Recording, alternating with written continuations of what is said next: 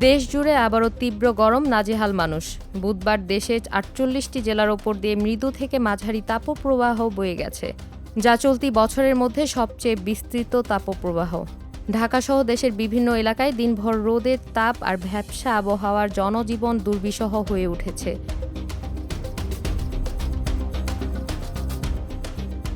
আবহাওয়া অধিদপ্তর জানিয়েছে, চলমান তাপপ্রবাহ আরও ১-২ দিন থাকতে পারে।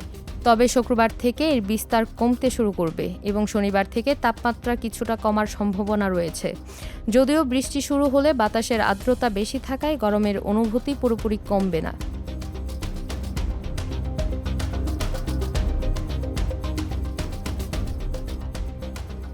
গতকাল দেশের সর্বোচ্চ তাপমাত্রা রেকর্ড করা হয়েছে দিনাজপুরে ৩৮.৫ ডিগ্রি সেলসিয়াস।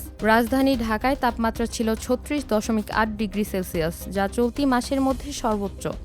সাধারণত মে মাসের শেষের দিকে বাংলাদেশের দক্ষিণ পশ্চিম মৌসুমি বায়ু প্রবেশ করে, কিন্তু এবার মৌসুমি বায়ুর আগমন কিছুটা দেরি হচ্ছে। ফলে জুনের শুরুতে যে পরিমাণ বৃষ্টি হওয়ার কথা ছিল তা হচ্ছে না।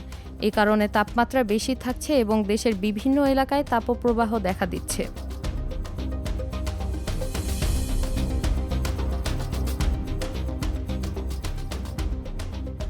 আবহাওয়াবিদদের মতে, মৌসুমি বায়ু বর্তমানে বাংলাদেশের কাছাকাছি অবস্থান করছে এবং কয়েকদিনের মধ্যেই দেশে প্রবেশ করতে পারে।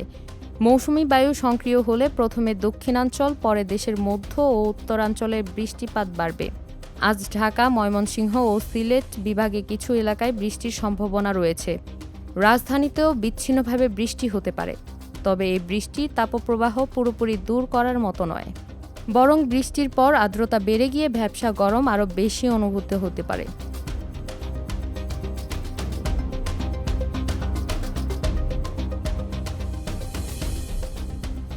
আবহাওয়া অধিদপ্তরের দীর্ঘমেয়াদী পূর্বাভাস বলেছে, জুন মাসে দেশের তাপমাত্রা স্বাভাবিকের চেয়ে বেশি থাকতে পারে। এ মাসে ২ থেকে ৩ দফা মৃদু থেকে মাঝারি তাপপ্রবাহ বয়ে যাওয়ার সম্ভাবনা রয়েছে।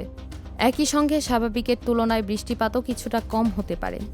আবহাওয়াবিদদের আশা, আগামী কয়েকদিনের মধ্যে মৌসুমি বায়ু দেশে প্রবেশ করবে, এরপর ধীরে ধীরে বৃষ্টিপাত বাড়বে এবং তাপমাত্রা কমতে শুরু করবে।